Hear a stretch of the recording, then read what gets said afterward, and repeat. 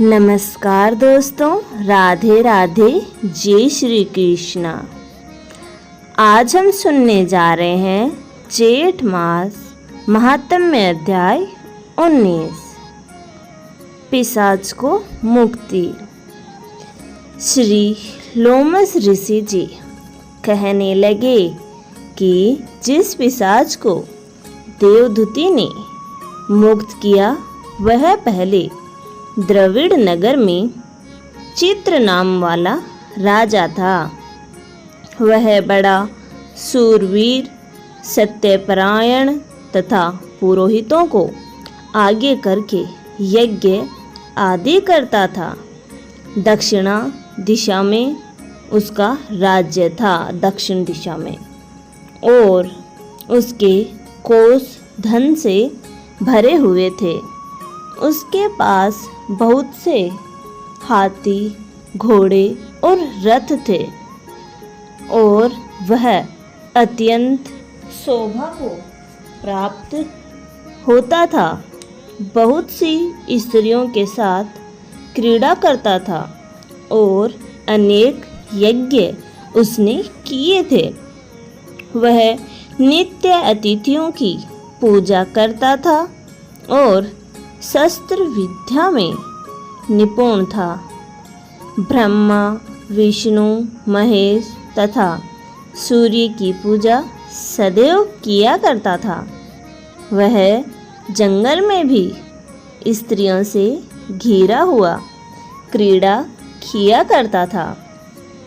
एक बार वह पाखंडियों के मंदिर में गया और वेदहीन भस्म लगाए महात्मा बने हुए पाखंडियों से उस राजा की बातचीत हुई।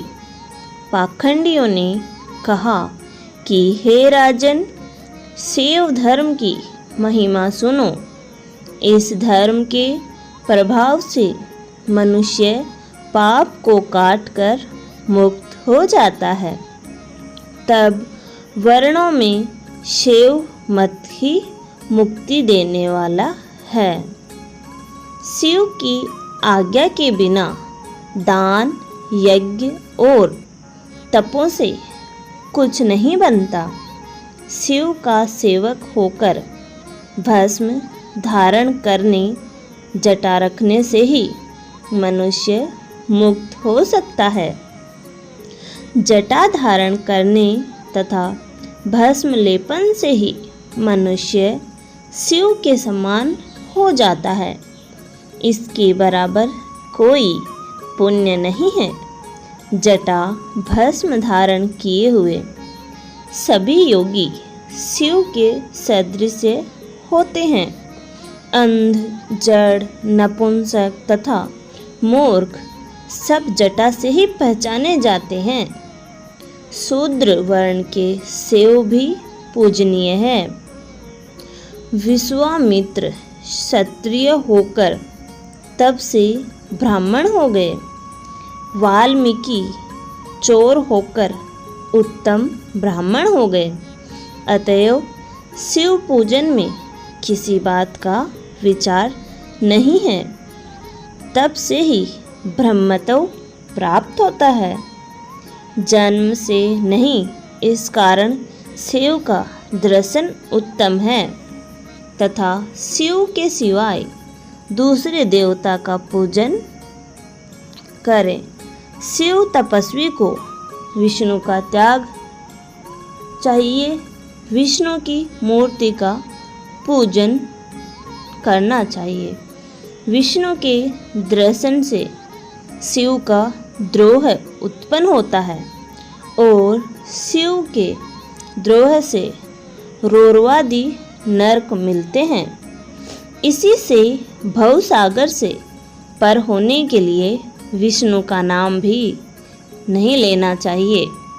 शिव भक्त निसंक होकर जो शिव से प्रेम करता है वह कैलाश में वास करता है, इसमें कुछ संदेह नहीं। इस धर्म का पालन करने वालों का कभी नाश नहीं होता। इस पाखंडी के ऐसे वचन सुनकर राजा ने मोह में आकर उनका धर्म ग्रहण कर लिया और वैदिक धर्म को त्याग दिया। वह श्रुति, स्मृति और ब्राह्मणों की निंदा करने लगा। उसने अपने घर के अग्निहोत्र को बुझा दिया और धर्म के कार्य बंद कर दिए। विष्णु की निंदा और वैष्णवों से द्वेष करने लगा और बोला, कहाँ है विष्णु? कहाँ देखा जाता है वो? कहाँ रहता है वो? किसी ने देखा है उसको? और जो लोग नारायण का भजन करते थे उनको दुख देता था।